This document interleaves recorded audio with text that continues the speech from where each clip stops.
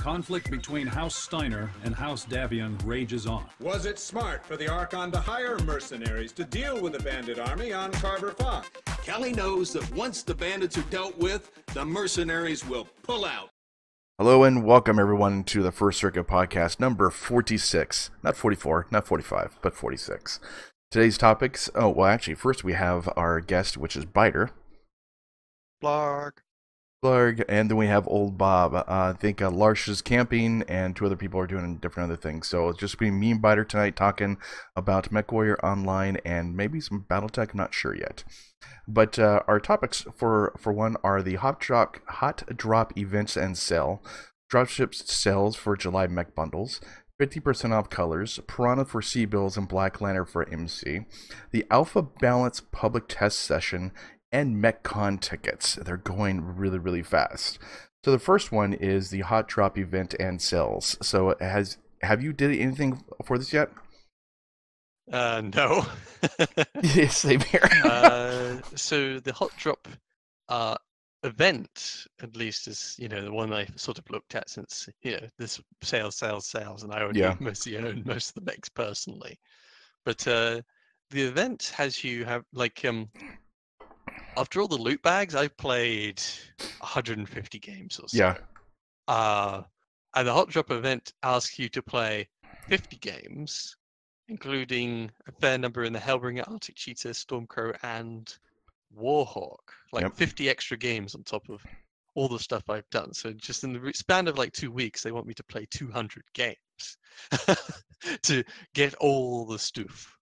I'm with you on that one to tell you the truth. I have two accounts that I kind of focus on, and basically I'm I did about 125 games. I said I'm done. I can't do any more. Then they popped this new thing, another 50 games for two other accounts, another 100 games. Within a week, I'm like, okay, I'm done. I just can't do this crap anymore. I mean, I love free stuff. I love the idea, and we actually talked about that on past podcasts. Was the pick a prize, which is the coolest thing that they could do, even though they're champion mechs, don't get me wrong, but we actually get to pick the prize of what it is, and I love that aspect of what they're doing. But like you said, it's just, we're burnt. It burnt out, man. Burnt. The thing I really like about grab bags is you can play as much as you want, and you'll get rewarded accordingly, up to a point. Yeah. You could almost wonder how much you could reward people if they just kept playing and playing and playing. But the thing with this HotDrop event is it's all or nothing. You have to fulfill all the criterion within the week or so that they give you. Now, a week is a fair amount of time to get 50 games in, but it is, you do 50 games looking to get this thing or not. Yeah. And the thing I like about grab bags as well is whatever mech you want to play, you hop in it and you play it, you have fun in your own way.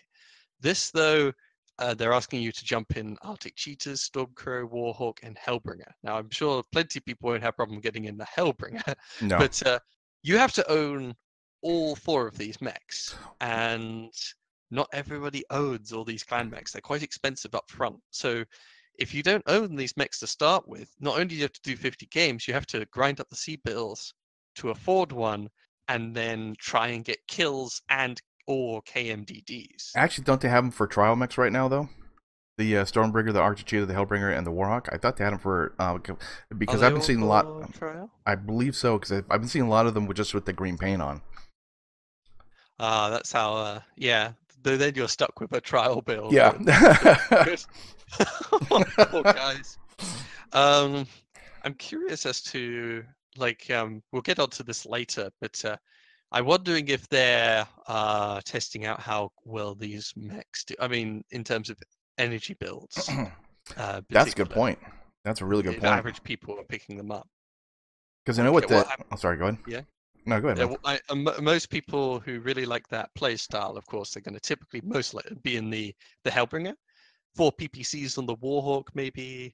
I don't really see that much of the Stormcrow of Arctic Cheetah anymore.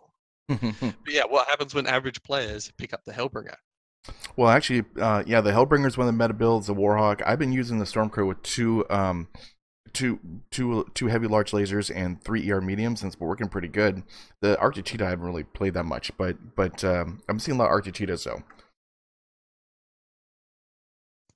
I mean, a classic build of the Storm Crow as well is the Street Crow.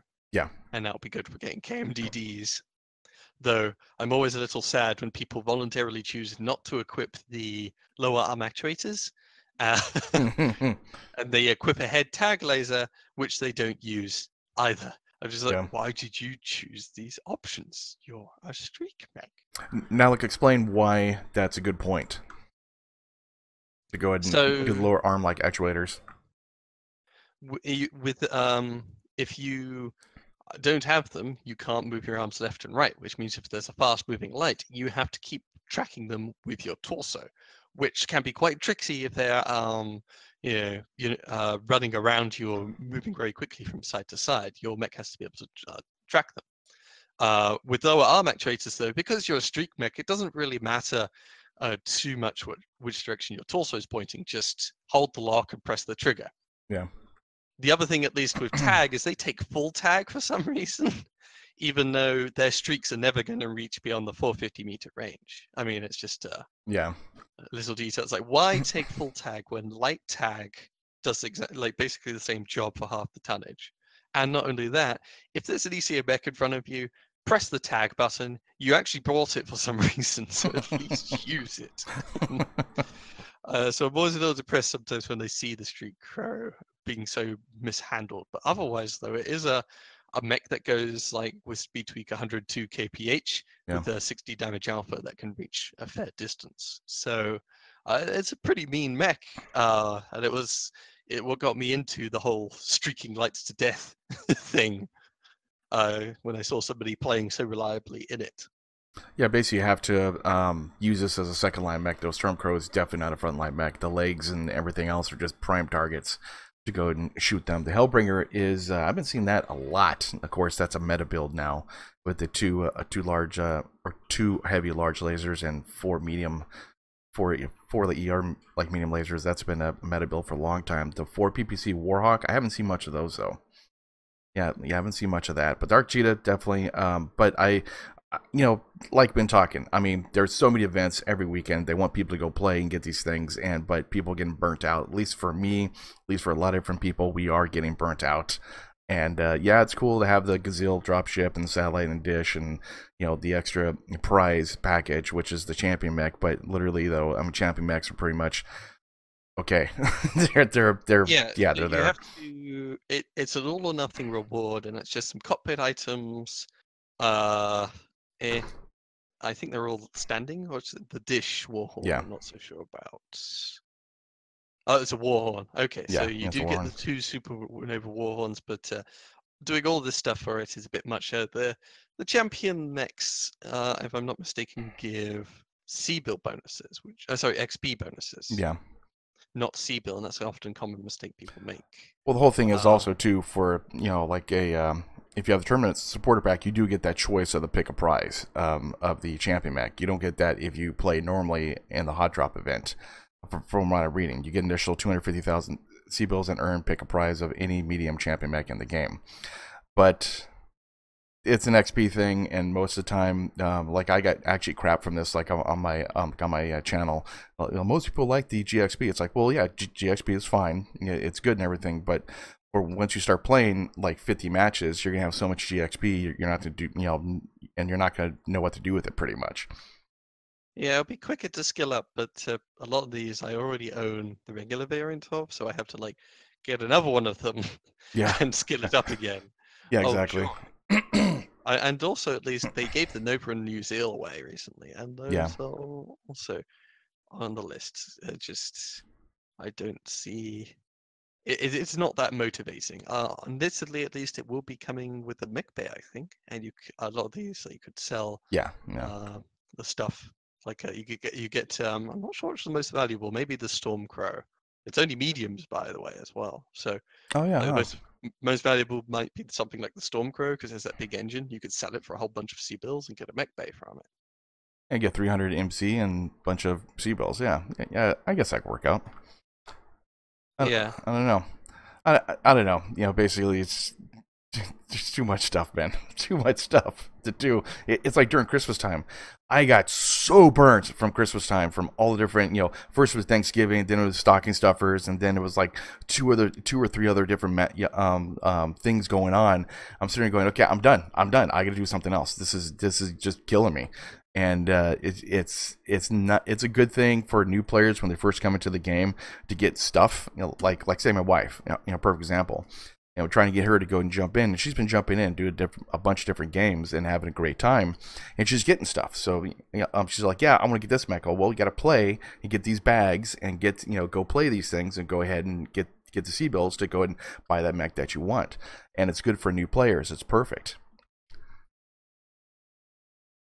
Yeah, so after all the loot bags, I grab bags. I usually take a bit of a break because that's a lot of gaming for 1 week, and now they're asking me to play a lot more. So, I haven't really been playing at all, so I haven't been seeing how much people have been playing on all the different mechs. The other thing to mention, the HotDrop event, is also the sale. Yeah, 30% off clan invasion packs.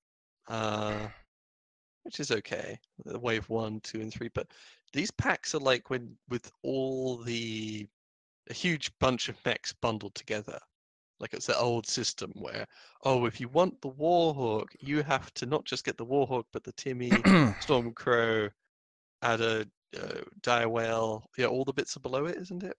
Yeah. Oh my God, these are like when you spend like $500 for a mech, huh?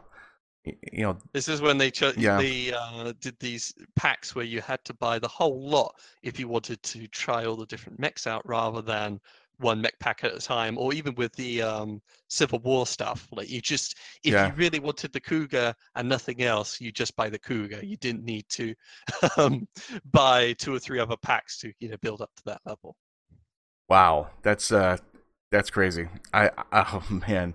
But in general though, like I've been telling new players that if they're not going to play massively into clans, is buy one mech of whatever style you like, basically Prime and the A, B, C, or D's or the whatever, and then you could just change out the omnipods, especially for omnipod mechs. Now the second line mechs that have fixed positions for their ports, you can't do that obviously, and you pick whatever you want to have. But the ones for omnipods, just pick one mech and use that, and then sell the mech bays and stuff like that, like whatever else you want to have, and just switch out the stuff. If you're like me, that that's what I do. Like a lot of times, because I'm not a big clan player, but to save me money and mech bays, that's what I do. Yeah. So all of these are Omni mechs, and you have to buy a whole bunch of them, even though you just want one Omni mech each. And whilst you can still do fairly well with a lot of them are also not just the toppest of the top of the cream of the crop for clan stuff. Like it's not. I don't see. What is it? This is wave 1, is there? Yeah, it's wave 1, 2, and 3. Yeah. Oh, it's all the waves, so it depends which wave. Well, I think though that with the with some of the waves, like wave 3 gives you the patterns of the Jade Falcon, Smoke Jaguar, and Wolf, and that kind of would be kind of cool, I guess. Yeah, and wave 3 at least is the newer mech pattern, mech style. So if you just want, the Executioner, aka the Gladiator, you can get that. Is that 84? Oh no, wait, sorry, Executioner, Ebon Jag, Shadow Cat, Naughty Cheetah. Oh, okay. It's there to have, I guess. You get the extra titles and badges and premium time. Well, 7 days premium time is kind of crappy, but that's way back then. And now all the packages have 30 days premium time. They should have changed that, like into 30 days for all the past packages, in case people want to buy those. Particularly if they're doing sales or whatnot. This could be nice. That would be good. For the most part, though, if you're a person who's played the game a fair amount, if you really wanted these mechs, you probably bought a mech bay and bought them, just one of them. And bought the exact one you want, rather than these awkward packages. If you're new to the game, I don't necessarily recommend these packages either. That's a lot of stuff you have to buy or not. And it's just not like for mech packs, for me, it's way more interesting if you're buying something that's going to be new in the future. You get early access to, Yeah, rather than I'm just not invigorated in these older mechs, and particularly buying whole bundles of Omni mechs. I guess it's worth some C-bills and whatnot, but yeah, it's I'm guessing they're running out of ideas what they're going to make for sales. Because they've just been doing endless sales after sales after sales. Because yeah, we should get on to our next topic, the was it yeah. dropship sales? Yep, yeah, dropship sales. Oh god, July mech bundles for dropships. Basically, you pick 10 standard mechs for $25, 10 medium standards for 30, and it goes up from there. Heavy 35, Well, and the assaults for $40. What's so that? the dropship sale before was, yeah, you could pick 10 light inner sphere mechs, the ones that would be typically that you could use in competitive. Yeah, And they're doing a similar thing, and for lights, mediums, heavies, and assaults. It was, and that's for the yeah, inner sphere. yeah. This time around, it's for the clans, and it's only for the clan phase 1, 2, and 3 mechs mostly, I think. Yeah. Yeah. So it's not even including the newer clan mechs, which means it's quite limited in selection. So you can pick 10 light mechs, for example, but you've only got the Adder, Kit Fox, Miss Lynx, and Arctic Cheetah. There's only 4 unique Omni mechs in there, but you've got to pick up 6 Six more. extras. Now that is 6 mech days and 6 whole bunches of extra MC, but compared to Inner Sphere, of course, you would pick up 10 distinct battle Individual mechs mechs, yeah. with different quirks and everything else. It was much more of a value deal, so to speak. Whereas Clan, it's much more value in terms of mech base and C-bills than necessarily. Oh wow, I've got the Adder A, B, D, and Prime.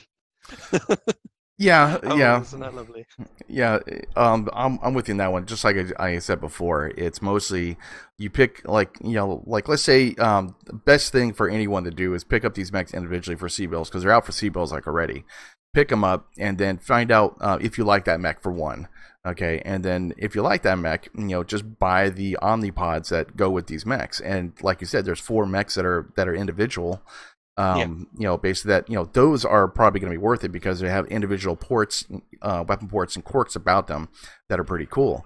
But I mean, overall though, I've not seen anyone that actually uses, say, like I'm going to only use stuff for the D and that's it. They switch out the omnipods to do whatever type of laser vomit, ballistic vomit, like whatever they want to do for it, and not use the quirks for those pods like themselves. That's what I've seen completely. But I mean, pick up one mech and then boom, you just switch out the pods. But a lot of people have different builds, and now even with the skill point system or the saving part, you can save your builds, and it's automatically boom popped in there. So I mean, the whole point of purchasing multiple clan mechs, unless they're individually done quirked wise, is useless now. Yeah.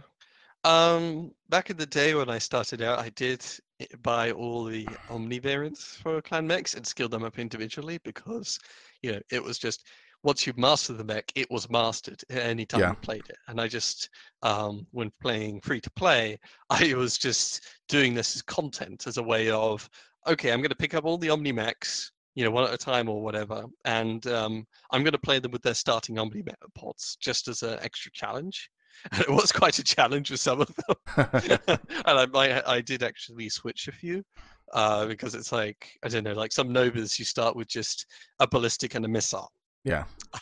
And it's like, oh gosh, I could do UAC 20 with an SRM 6 or something like that. Or UAC 10 with an SRM 6 or, an SRM 15 or whatever. Yeah. And it's okay. It's just... I had so much fun with the 6 lasers in the arm one. I might as well just switch it to the 6 lasers in the arm one. But even then, it's like I wasn't when starting out, with any free-to-play title, you're not the most keen to pump a lot of money into it. No. And this is a lot of money for a lot of repeat content. It's just not that much value, honestly. If you're starting up the game, and even as someone who's really engrossed into the game now, I put my money into mech packs, and even then, I haven't got the Vulcan or the Incubus. I know myself though, like prime example of opposite what I was talking about will be the Nova S. Now I have a Nova Prime and a Nova S. I have two different other types of Novas. Now Nova S I have specifically designed for a support mech with arty strikes, and then also it has 12,000 AMS rounds, and that's designed just to kill missiles. And then they have the Prime one for if I want to do like a 12 medium pulse or 12 small pulse lasers or whatever type of build I want to do for that. So I have to change out my like Nova S.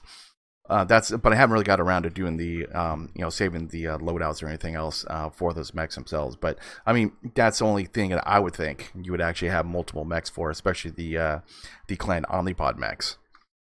There's also faction warfare with your drop decks. Yeah. Hold on, what's faction? Hold on, wait, what's faction warfare again? I forgot. It's been so long since I played that mode. It's been forever since I played that. But for those who were into the mode or still are, I'm not sure. But there was reason to take multiple of one variant if you thought it was really good in faction warfare. There is that consideration. Anyway, so the HotDrop sale, meh. The Dropship sale, meh. The next sale is 50% off all the colors sale. Yeah. My wife took advantage of that, and she bought some. She had like 3,000 MC. She bought a couple colors, so she was happy, and that was cool. Because like generally though, they're like 1,000 MC for a color, and like it's like okay, that's very expensive. Yeah, and they haven't done a event where they give you extra colors. Like I haven't seen one of those for a long time now. But she took advantage of it, so I mean, 50% off. That's kind of cool. That's a good sell that they had. Yeah, does that include Seabill colors? Yeah, it does actually. Yeah, it does.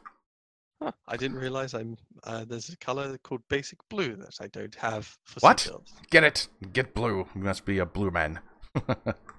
Basic blue. I mean, I have other blues already, but yeah. I have plenty of Seabills to spare. Oh, there we go, 620,000 down the drain for one color I may use one day. Hey. I got so many from the mech pack. Oh yeah. Pre-ordering. It's just I'm done. I'm pretty good spot for colors. Well, yeah, that's one thing about the mech packs. That's a great advantage is they have those colors. There's 3 colors that are primary colors, or 1,000 MC each, and then you're looking at you get premium time. Pretty much, you get the mechs for free for $20. Just buying the basic pack, you get the mechs for free because looking at 3,000 MC, that's only what $14 like an MC to use to go buy those colors, and that's not including the actual decals themselves, which are normally about 500 each when they first come out. So I mean, the mech packs are a superb deal once they come out, to pre-order them, not to buy them afterwards. Now buying them afterwards, like I just got the Flea, I got the Warhorn and like one other thing, but I just bought the basic pack. I got another 30 more days of premium time. That's kind of crappy, but I should have did it when it was way back like before. But yeah, those packs are good deals. I mean, I always say that, buy those packs, good deals. Relatively speaking, yeah. I mean, if I'm getting them, I get it in the pre-order window. If not, I'm like, I'll just wait for Seabills. Yeah. I think I and a fair number of other people, when you have that kind of situation, it's like, I could have had more for my money. I guess I'm just not going to spend my money because it's not the optimum deal. True. And that's what they have to live with encouraging this pre-order culture. Though obviously, a lot of people pick it up because they have to get that optimal deal, so it works out. Yeah, well, yeah. I mean, it's pretty much you get. I mean, for $20, you get like 45 or $50 worth of stuff, so it's well worth it. Well worth it. The next, I think we got Piranhas for Seabills, right, and Black Lanner for MC. All right. So even though it isn't a sale, it is a difference in what they're selling. Yeah, I know, huh? Yeah, Black Lanner for MC. I think at least at this point, if you buy a Black Lanner for MC, because it's an Omni mech, you can get the standard Omni pods for Seabills, like the first 3 variants, I think. But you don't get the reinforcements or hero, of course. I mean, you might as well just wait to the Seabill version, right? And as it currently stands, they're 5,000 MC a pop, thereabouts, just a little under. Because it's a 55-ton medium with a huge engine in it. Yeah. When this comes out for C-bills, it's going to be pretty expensive as well anyway. But paying it for that much MC is bonkers. Like, look at the Annihilators. They cost more than Annihilators to get for MC. Oh, really? Yeah. How much are the Annihilators? I mean, other than the hero at the moment, but like Annihilators, the cheapest is 3,700 MC. Damn. That's because it's got a standard 200 engine, and it's cheap Innosphere tech in it. Because it's single heat sinks and all that. I wonder what kind of formula they use to go ahead and say, okay, well, the Black Lanner A is going to be 5,000 like MC. What's the formula for that, though? Do you know?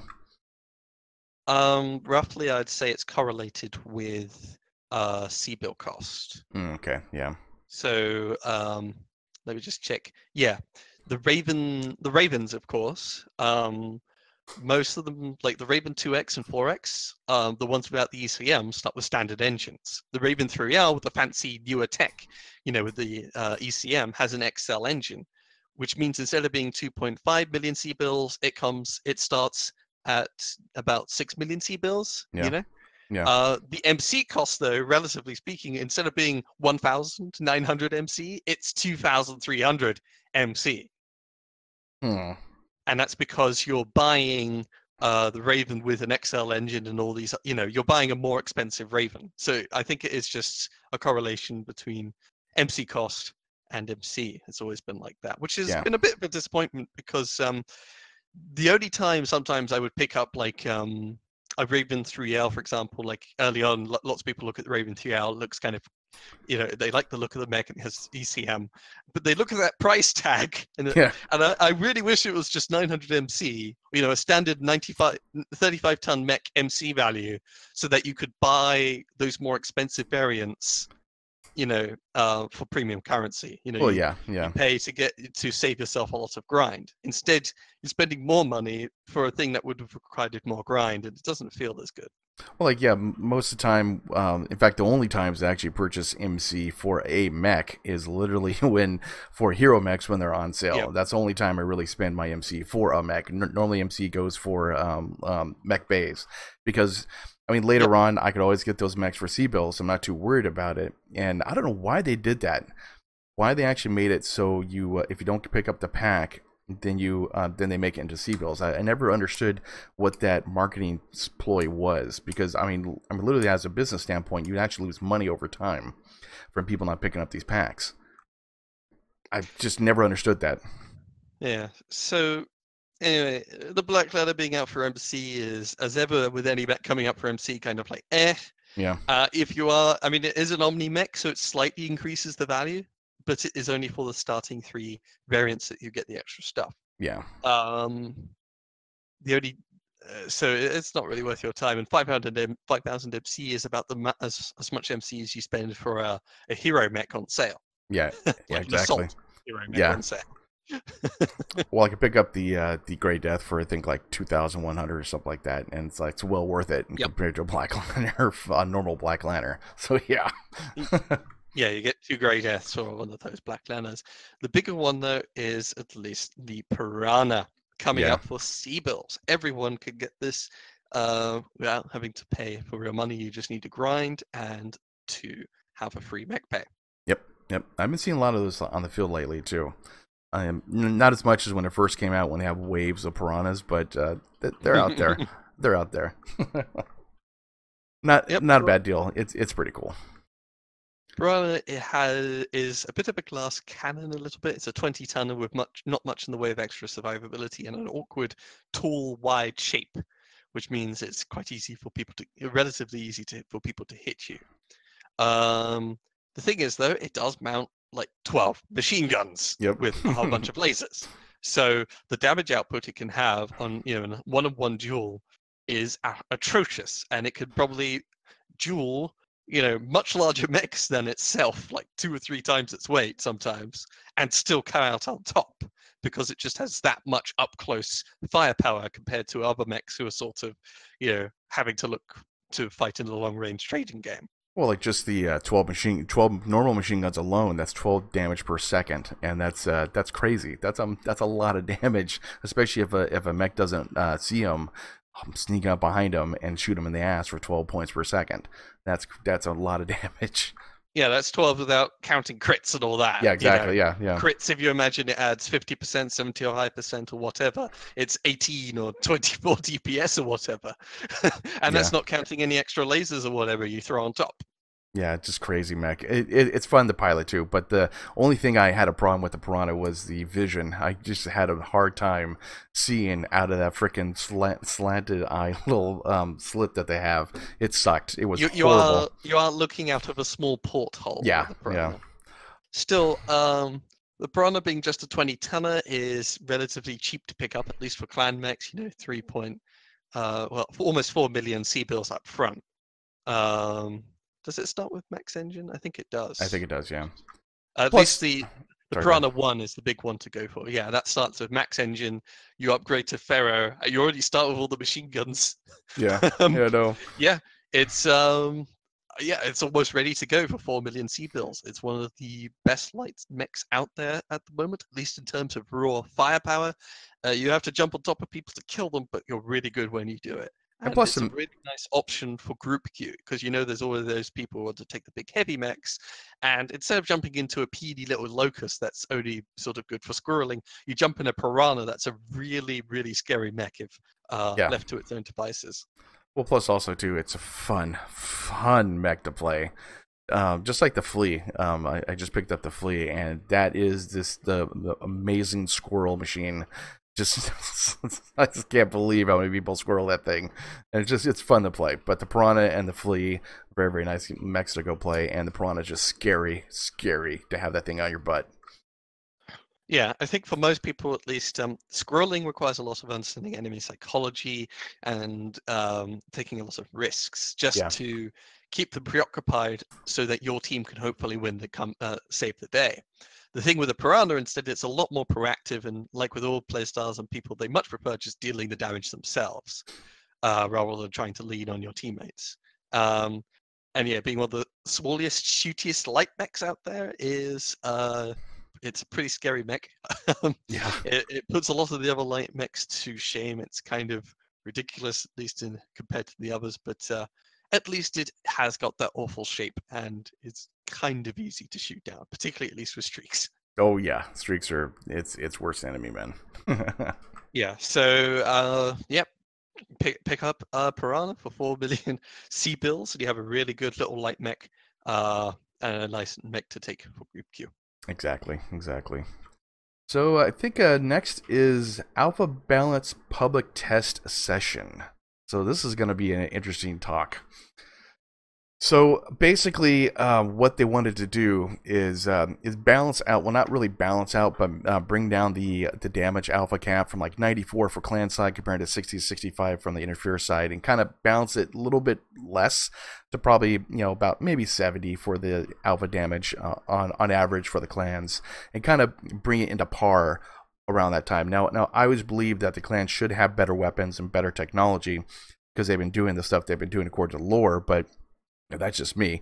But I do think this is actually might be a good thing. A lot of people are going to probably get on my ass about that. Why don't you can't bring this down? But it might be a good thing just to kind of balance out the stuff, because all you see is alpha strike damage monsters out there. So yeah, this is a continuation from their discussions about balance on the forums and such, which we have discussed before.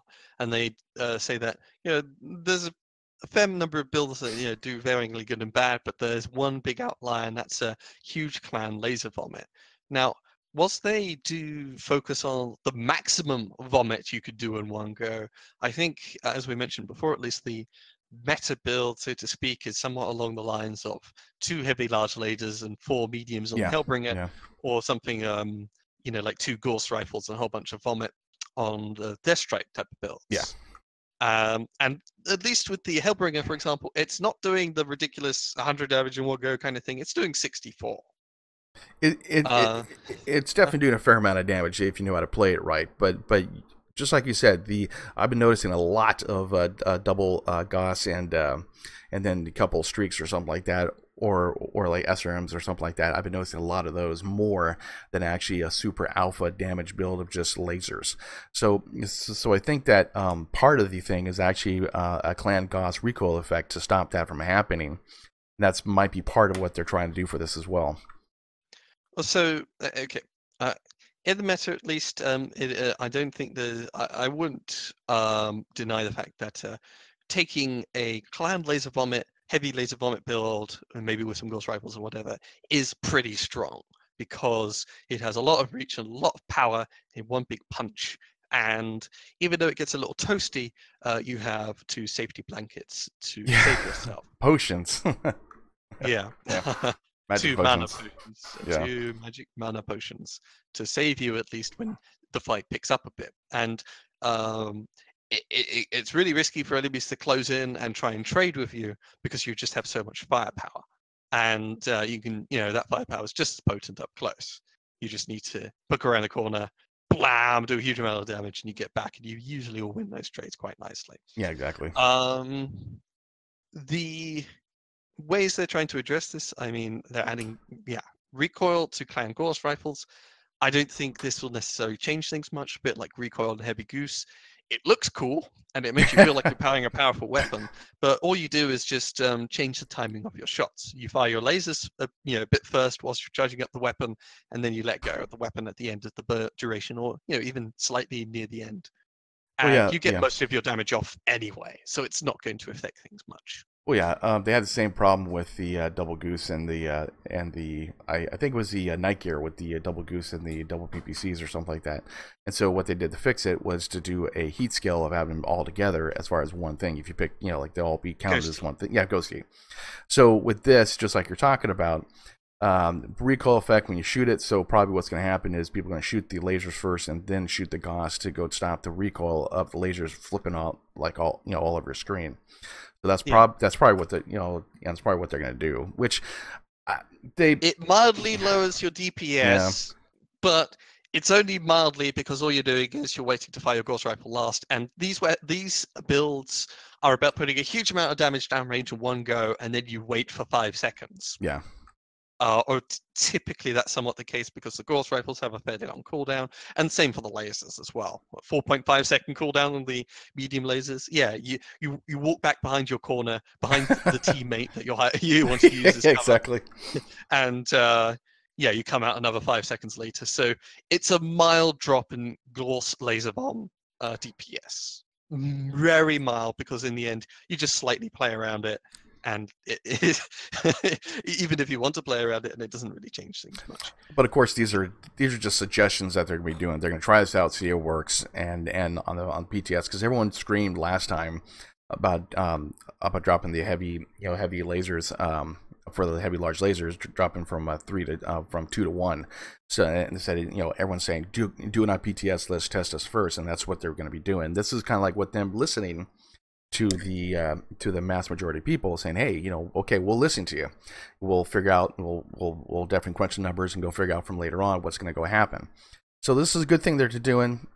It's testing, which is fine. Well, do that kind of thing. But sorry. Okay, so I mean, I'm covering it step by step. Oh, so sorry, changes to Gauss rifles. Clan Gauss rifles, of course, they're 12 tons. They're like Innisphere pay 3 more tons for the privilege of trying to do what Clan does. Yeah. So Clan does somewhat need. I mean, I would find it kind of cool if all Gauss rifles had a bit of a recoil added, just for the look of it. Oh yeah. I just like the idea of firing an AC-20 and the screen shaking a little bit, just to emphasize the fact that I'm firing a big, powerful gun. Well, the thing with like Haven's sound pack with the with the heavy goose. Oh my God, that thing just makes me feel like I could destroy the world, man. I think it's awesome. I love firing that thing. But go on, sorry, man. Yeah. The bigger thing they're testing out in the PTS, and on your earlier topic though, they did just suddenly throw out a patch notes the changes to ghost heat limits, radically limiting how many lasers you can fire at once as Clan. And that caught a lot of people by surprise, and there was a lot of hoo-ha about it. And them talking about this, their thought process, gives a lot of people to whine about it in the forums and to whine about it in the comments of the PTS and on this post about what they're doing in the PTS. But Yeah. you need to ease people into it, and it's much better than just throwing it suddenly at people. Though I still don't think it's that greatly appreciated, even though they do somewhat have a point, at least in how Clan Laser Bomber is overperforming compared to all the other stuff out there. Well, like The you were changes, just sorry, go ahead. Yeah. Well, like I was just going to say, like real quick. Well, at least this time, just like you talked about, is like instead of just saying here's the changes, they can now do this. Yeah, like I'm not saying PGI is going to do this, but I've seen this done with other companies. Here's the changes, test it out, and then we're going to do our own thing, type of thing. But I mean, I highly doubt PGI is like doing this, but at least this will save them from a lot of heat. Of just like, well, we did the changes, we found out the numbers, here are the numbers, and do whatever they want. But that will just save their ass in case anything does happen. Yeah. So going into it though, there's a lot of numbers being changed around, but only on certain weapons. Yeah. Interestingly, it's because they're fiddling around with all the numbers here and there. It's a little confusing. So regular clan laser stuff, micro lasers of course not getting changed, micro pulse not getting changed, but the smalls, mediums, and larges, they are decreasing the damage on all three of them. Yeah. Like by 1.5 on medium lasers, and they're reducing the cooldown by 0.5, and they're reducing the heat by 0.6. So basically, at least looking through the numbers, the clan's small lasers, medium lasers, large lasers, they all get a little dip in DPS. Clan medium lasers, for example, get 20%. Sorry, they were 1.2 DPS roughly, and now they're about 1. Clan large lasers used to be about 2 DPS, and now they're about 1.8. So all of them are being curtailed in the amount of upfront damage and damage over time. Compared to like inner sphere lasers, what is it? I think regular inner sphere ER medium lasers do about 1 DPS as well. So it's in line with ER lasers roughly, I think. Well, like I know in the tabletop, I know this is not Mechwarrior, but on the tabletop, generally though the clans to balance out stuff. I know I talked just like a long time before. The balance out, yeah, they had superior damage, superior stuff like that, but the heat was so much that it balanced out them just shooting every single freaking round. And with this, they're actually reducing the heat, so you're able to actually boat more lasers pretty much, to go and stop the damage being reduced. Like the ER small lasers going from 5 to 4.4, then heat reduced from 3.5 3.2, then cooldown reduced to from 3.5 to 3.2. So I would probably boat more lasers than what I used to before if I had an ER small laser boat, like say my Nova. So okay, the ultimate consequence, at least for the regular lasers, is that the damage over time is being reduced, and the damage per heat is worse. Like both damage. DPS and damage per heat is worse than in a sphere. The only advantages they have is a slightly more damage, and I do mean slightly more damage, and slightly more range, because like for example, in a sphere, ER lasers is like 340 meters, whereas Core's clan still got 400 meters. Yeah. So it does somewhat make sense. Like clan lasers are extended range in a sphere lasers, and so therefore obviously they have a drop in heat, damage per heat, and DPS. It just doesn't it's just a huge nerf to the regular laser family. Now a funny thing at least to mention is the large lasers and large pulses, funny enough, are getting they're splitting that. Like in ghost heat you can now fire 3 at once, so increase to 4. So yeah. You start getting ghost heat on the 4th laser instead of the 3rd one. Yeah, exactly. Which means you can fire in groups of 3. I might actually change out some of my meta builds. Screw the heavy large laser, just get the large pulse laser and just pop that in there. Or the regular large laser. Or the regular one, yeah. I mean, the damage is reduced for the heavy large laser from 18 to 16. But if I could fit 3 large pulse lasers or 3 large like ER lasers, might be a better deal doing that. Yeah. Other changes they're doing, medium pulse lasers, large pulse lasers, I think they're just dipping the damage, or at least they're Yeah. testing out this, just dipping the damage, which means, of course, their damage for heat suffers and their DPS suffers. Again, though, they're a bit odd in the sense they're kind of like inner sphere extended range large pulse Yeah. lasers. I know. And so, therefore, I think they have slightly worse performance compared to inner sphere. And the damage is slightly better. Again, slightly. Like we're talking, inner sphere does 6 damage with its medium pulse lasers. Now Clan will do 6.25. Wow. That's the right home about, I guess. Well, I mean, that was the thing with medium lasers as well. 5.5 damage instead of 5. Yeah. You got 0.5 damage or 0.25 advantage. Or with the large lasers, it's 1 damage. What's the 1 damage advantage. What's the range compared from ER medium laser to a ER1 on the inner sphere? So regular Clan medium laser has the 400 meter range to 800, right? I'm sorry, the like extended range. lasers. Extended range one for the inner sphere. Yeah, whereas inner sphere, I suppose, like 340 to double that, isn't it? Yeah. I don't use the. I know you don't use like ERs, I Okay. yeah. Okay. 360, so you lose 40 meters optimal range. So the ER medium laser is 360 and then 720 for maximum. Cooldowns 4 compared to their 5 points or 4 there, and then damage is 5 compared to the 5.25. Wow. What's the heat? Heat is 4.5 to 5.7. So there's a lot higher, which makes sense because that's a clan way, I guess.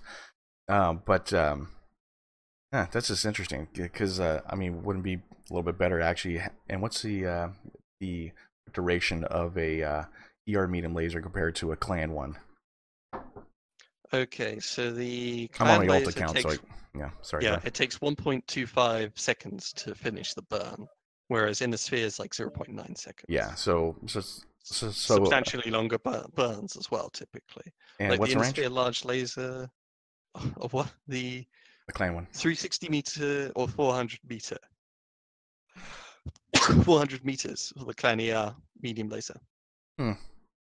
So you got slightly longer range, but you also have a longer burn time. And let's see. Anyway, so a lot of people have been saying, and I think quite rightly at least, they're making the two different laser vomit groups very samey for the most part. And in fact, Clan are somewhat losing out a bit, or at least their weapons didn't necessarily have the great stats anyway, and their stats are getting even worse. Yeah. Clan did have the two slot double heat sinks, which has always been, and always taking like XL engines, which means they can shove a whole bunch more heat sinks into their mechs to keep them cool, which is why their lasers performed not as well. Yep. Yeah. Now they're slightly better than in the sphere in terms of range and damage, and even more badly performing. Like this is a huge nerf overall for the most part to clan lasers, and there is only a slight, and I do mean slight, improvement to the heat per second type stuff. Like they are reducing heat for a lot of these weapons, but it isn't really that good. Like relative to the damage they're losing a lot less heat, So like in essence, pretty much they're doing exactly what they wanted to do before, but not using ghost heat. They're just going to reduce the damage and heat and like cooldown time. Like reduce all the different or nerf them, not with ghost heat, but with damage and everything else. That's interesting. They're carrying through with their ideas that they somewhat hinted towards in the forums. That a lot of people were. I mean, there's a fair number of people who say, "Oh, well, Clan and Sphere are impossible to balance, so just make them the same." And others going, "Why would you make them the same? That removes the whole point of the two factions." Exactly. I don't want them to be the same. I want the clans to be better. To tell you the truth, and that's coming from an Innisphere guy. I want them to be better. So when I beat you with the Innisphere mech, you better start crying. But the whole thing is, the clan should be better normally according to lore, anyways, no matter what. Yeah, according to lore. But in terms of game balance, I think I've harped on this point plenty of times before, but ultimately, all of the laser vomits, like if you nerf the clan laser vomit, you might just sort of find Innisphere steps up to the plate. Yeah. And takes its spot. The MRMs or whatever might also take its spot because at least it's kind of turned into a ranged meta with the nerf to close range stuff. What I was leading towards was at least the big problem with clan laser bomb is always just this huge amount of heat generated. It was even more inefficient than in-sphere lasers, and in-sphere lasers weren't that efficient to start with. And lasers are supposed to be balanced by the fact they're small, they're lightweight, they're very good weapons, but they're really hot. But heat isn't a problem in this game anymore because you have 2 maximized cool shots. Mana potions. Yeah. Mana potions. Yeah, exactly. Which means as we talked about, I mentioned the meta Hellbringer, you have a 65 damage alpha. Well, that gets pretty toasty. And you have to be very careful with your positioning. You have to be very good with your burns. If you miss your burn, you've just wasted a lot of heat and time for nothing. And even when people push you in with cool shots around, you still have to be very on point with your heat management. It's not it's not super easy, but it really helps. And I think at least if you just got rid of the cool shots, you don't have that safety blanket for the for people to really take this up into the stratosphere in terms of performance. Oh yeah. Because then it's like, oh, he's a laser boat, I can push him in, and that would be the case for Innisphere and Clan. Well, generally with rack boats, I just wait till they spool, stop firing, then I charge them, pretty much, because I know that either they have to spool up again, or they're basically are jammed. So it's like, okay, I'm gonna go destroy you now, that type of thing. But yeah. Yeah, in a mobile enough thing, I'll just dance in front of a rack boat shooting the back because of in the long run, I will beat you. Yeah, exactly. Yeah, so I wouldn't I think we've talked about the people have been talking about the unfunding of NWO, and changes like this certainly play into it because we are a risk-averse species. When we lose something, it hurts twice as much as when we gain something. Well, that's just being a grown up though. Having to learn from your mistakes and learn from losing. That way you kind of do that thing. But a lot of people can't understand that though. We've been growing up in a society where everyone's a winner. Everybody's a winner. When they don't win, they throw temper tantrums. So that's how our society is now. I think, humans have probably been always risk averse, honestly. It's part of their psychology. It's trying to min-max your odds for survival type of things that you are not very happy. If someone comes along to your store and nicks a couple of chocolate bars, should you really be that upset? Is it going to be the end of your days or whatever? Should we really be upset if someone back in the medieval times took something of menial value, took your shirt? Well, back then it's different though to take a longsword and shove it through your chest. That's a little bit different from nowadays.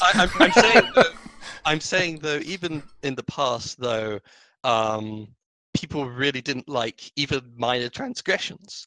And that is because, that shoplifter, all they took was a chocolate bar. That person at medieval times, all they did was take a bag of turnips. Pan was more a problem. But, even if they just took a bag of your turnips, it feels really bad because you do not like having stuff taken from you. You do not like having that precedent. And that's sort of the same psychologically how humans react to video games, playing into you really like clan laser bomber, you like using just clan lasers in general, and it's been nerfed, and it's also been made more samey within a sphere. It makes the game I agree with the argument that it makes the game blander by making the two factions feel more samey.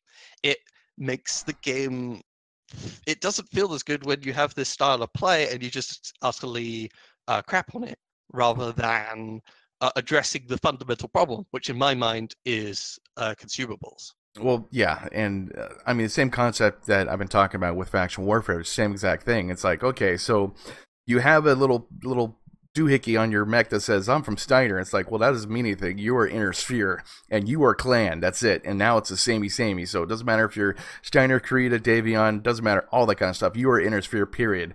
And then the other side is Clan. Doesn't matter if you're Clan Wolf, Jade Falcon, like whatever it is. You are Clan. Like Clan against Inner Sphere. So it makes it samey. The unfunding of Mechwarrior Online. And like we talked about here, yeah, the saming of the lasers into what it is. I mean, it kind of needed something. Don't get me wrong, it needed something because the laser vomit builds were, you know, especially with consumables like you're talking about, it made it so, you know, Zod, I destroy your mech and then I hide behind a building. Zod, I destroy another mech, I hide behind a building, and then I use cool shot, you know, that kind of thing. It needs something. I don't know if this will be it. I think it might help. Might help some. Of course, there's going to be blowback because a lot of people play clans. There's going to be a lot of blowback. And unfortunately, though, I got to be the bad guy and say, this might help a little bit. It might help. Let's see what happens type thing. But, yeah. It is the overperformer relative to the others, but that's because somewhat laser weapons get a lot of power when you increase the heat efficiency of all your weapons. Like if you had mechs with infinite heat, it doesn't matter what you care about, then you just shove, I don't know, a ridiculous amount of PPCs on your dire well and keep firing without even having to worry about overheating. Imagine that. I know. Whereas with Daka, it's really heavy and big. Same with missiles. If you run out of ammo with lasers, you could stack so many laser weapons. I mean, obviously, they're never going to give us infinite amounts of heat, but the more you increase heat thresholds, the more you improve heat sink technology, your cool shot technology, the more laser vomit starts to move and run ahead. And that's somewhat what's happened with the nerfs to SRMs, but more prominently, at least, the changes to the skill system and the consumables. Yeah. I definitely agree with that. Yeah, I'm 100% like on that. Consumables need to change. Yeah, or the skill tree, so you only take one cool shot and you can't maximize it, or something like that, because that for me is the thing that underpins all the issues with balance, is that the weapon's supposed to be balanced by heat. Even like a huge missile loadout, you know, if I take 6 Streak 6, that is a fairly, you know, that does 72 damage, auto-homing weapon. Yeah. And with 2 maximized cool shots, I'm able to keep it cool throughout a couple, you know, like throughout the entire match and never have to worry about slowing down. Yep. Yeah. If they want to increase TTK, then they need to make people have to worry about heat in the game. And apparently people don't need to worry because cool shots are so powerful. Well, like maybe this actually transcribes laser from vomit, before. it is overperforming. It does need something to... Your clan laser vomit does need something to tail it down. I just think, though, you need to get straight to the root of the disease because, okay, you've addressed clan laser vomit. Well, it turns out that, you know, massive missile boats, that, you know, missiles are the next most tonnage and slot efficient weapon system. They also benefit from cool shots the most. Yeah. I mean, even UAX benefit from the cool shots meta, but you know, all you're doing is knocking down the people up top when all of the ones up top are only getting the hugest benefits because of this, you know, double maximized cool shot meta. Yep, I know. Yeah, I agree with you. I definitely agree with you on that one. And I mean, it was just a little sad. You know, PGI haven't really talked much about consumables in regards to this discussion. And when people were discussing it in the forums as well, I was one of the few people who even mentioned consumables. Well, a lot of people don't see it. Like I know a lot of people have been talking in forums about Strike Warrior online about, you know, like RD strikes and like airstrikes. Because some games, like you watch some of my games, I'm sitting there going, really another freaking RD strike, and just constantly boom, boom, boom, boom. I'm like, oh god, you know, it's just it sucks. Yeah, the consumable tree, it gives so much ridiculous power for those who are willing to spend the C-bills. Fully upgraded UAVs last forever, have a huge range, and if they don't get shot down, they provide your team a huge informational advantage. Double maximized cool shots, of course, mean really hot builds are able to keep fighting without so much worry or risk because they got 2 safety blankets. And the strikes also... Yeah, they soften people up, but they also really hurt smaller mechs because, though, you know, the damage doesn't scale. Like, if you're a smaller mech, it's harder to hit you with dagger, harder to hit you with Yeah. lasers, etc. Harder to lock on with missiles. An artillery shell doesn't care. And okay, that is realistic or whatever, but it also means with really powerful artillery strikes, one lucky hit with a strike can take out 40% of a light mech, even more sometimes if it's an unskilled locust. I Like, you actually can knocked kill out Larch in one shot with the arty strike, just on my own team. So it kills them. It kills people. It kills light mechs instantly. yeah, people have been going into heavier and heavier mechs because heat isn't so much of a concern. So you just take a loss of firepower, you use your cool shots, and you chuck lots of arty strikes, which means all the little guys somewhat go away if they're hiding around the big guys. Exactly. Yeah. Yeah, those are things that PJ should definitely consider. This let's see how this goes. Might be the worst thing according to like everyone, or might help out a little bit. So we'll have to see what happens with this. I probably say yeah a little bit. I still want to see what goes on as far as like test it out on the PTS next week. I think it's July 13th, I believe, and want to just see what happens. Just want to go from there. I'm not a big fan at all of making the weapon systems samey like they've done, and I think I hope at least that they go through a lot of iterations, figuring out what actually is the cause of the problem. Because for me at least, I have one solution in mind. I'm sure everyone in the community has one solution in mind. Make the weapons similar. No, don't make them similar. Just make clans hotter, etc., etc. Yeah. But I just think that auxiliaries tree buys so much power and changes the whole meta landscape that, okay, you knock down clan laser vomit, well done. Well, now you kick the can down the road and it's massive missile vomit that's taking over the meta. I mean, you've already buffed missile velocity and ammo, so let's just have lots of lerm with double maximized cool shot. They don't stop lerming you until you're dead. But, to tell you the truth, though, every game system, you're going to have something that's more powerful than it, because you really can't balance it out unless you have exactly the same builds, like, whatsoever. So, I mean, this is a step in the right direction as far as the nerfing, per se. But these lasers are actually more powerful than the IanDresarie equivalent, probably except for the ER medium lasers. But I would they have a slight advantage. They have a slight advantage. They're only slightly better. With the changes, they'll only be slightly more damage at slightly longer ranges. Yeah. That's it. Yeah, but like I always say, that clans should be better equipped. Period. They should have better mechs, better engines, heat sinks, and everything else. I would love to have a 2-slot heat sink on a sphere mech, but you can't do that. But they should always have just that a better advantage than anything else for the mechs themselves and the weapons and everything. I'm fine with the spot the clans in are at the moment, mostly, in the sense that their weapons do more damage over longer range, but they have a lot worse performance. That's somewhat balanced by their heat sinks and XL engines. But ultimately, at least, if you just bring the fight to them, they should crumple, except there's cool shots. Well, it's kind of funny, like you're talking about that, they have worse performance, but, according to the lore, Kerensky made it so everything has better performance, so they don't waste anything, like when they went to Pentagon Worlds. So it's just kind of interesting that they have worse heat than like anything else. It's the funny thing with the original lore, though, where it's sort of like, oh, wow, this mech, it's so advanced, let's shove, instead of a PPC, an ER PPC. And I'm like, yeah, okay, that's longer range to no minimum range now, but it's ridiculously hot. Exactly.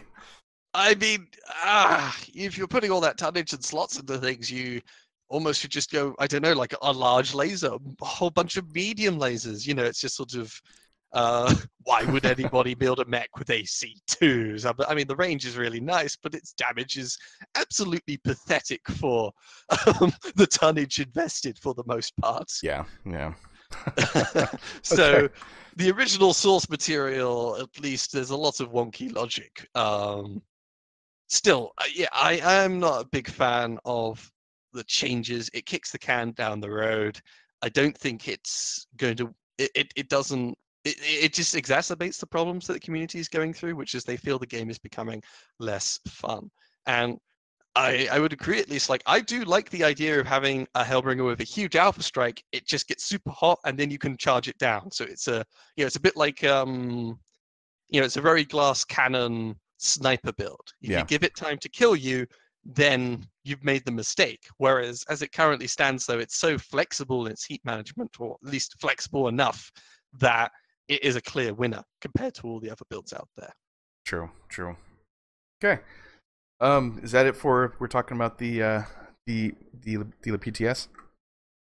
We'll see how much people are going onto it. There's a thing to be mentioned at least. They are mentioning if you go and do the PTS, people will be rewarded MC and stuff, wasn't it? Really?